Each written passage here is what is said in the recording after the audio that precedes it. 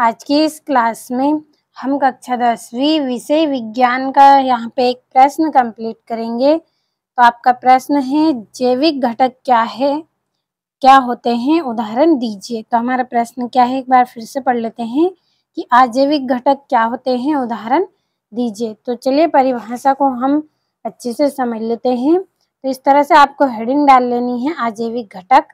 तो पारितंत्र के कार्बनिक एवं अकार्बनिक पदार्थ तथा भौतिक वातावरण आदि सभी क्या है, अजैव पदार्थ हैं और इन्हें क्या कहते हैं, अजैविक घटक कहलाते हैं। ये क्या कहलाते हैं, अजैविक घटक कहलाते हैं। तो देखिए परिभाषा बहुत ही आसान और सरल है। आपको 2-3 वर्ड ही इसमें याद रखने हैं कि पारितंत्र के क्या है, कार्बनिक एवं अकार्बनिक पदार्थ तथा क्या है, भौतिक वातावरण, ये सभी क्या है, अजैव पदार्थ है और इन्हीं को हम क्या कहते हैं, अजैविक घटक कहते हैं। तो ये आपकी यहाँ पे परिभाषा हो गई।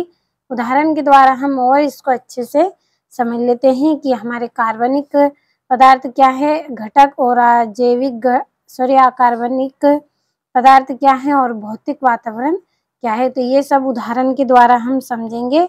तो परिभाषा आपको रटनी नहीं है, सिर्फ 3 वर्ड ही आपको याद रखने हैं कि पारितंत्र के क्या है, कार्बनिक एवं अकार्बनिक पदार्थ तथा भौतिक वातावरण, ये सभी क्या है, अजैव पदार्थ हैं और इन्हीं को हम अजैविक घटक कहते हैं। तो चलिए उदाहरण भी इसके हम पढ़ लेते हैं। तो देखिए उदाहरण है आपका यहाँ पे कार्बनिक पदार्थ का। तो कार्बनिक पदार्थ कौन कौन से होते हैं, कार्बोहाइड्रेट, वसा, प्रोटीन आदि, ये सब क्या है, कार्बनिक पदार्थ हैं।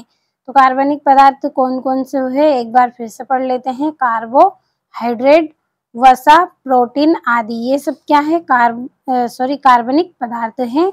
और अकार्बनिक पदार्थ कौन कौन से होते हैं, हाइड्रोजन, ऑक्सीजन, नाइट्रोजन आदि, ये सभी जो गैसें होती हैं ये क्या है, हमारी अकार्बनिक पदार्थ होते हैं। तो हाइड्रोजन, ऑक्सीजन, नाइट्रोजन आदि।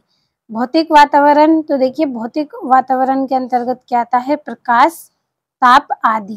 भौतिक वातावरण क्या है हमारा, प्रकाश है, ताप है और आदि यहाँ पे। तो अच्छे से यहाँ से भी आप स्क्रीनशॉट लीजिए और अच्छे से आप नोट कर लीजिए इन सबको और अच्छे से कंप्लीट कर लें।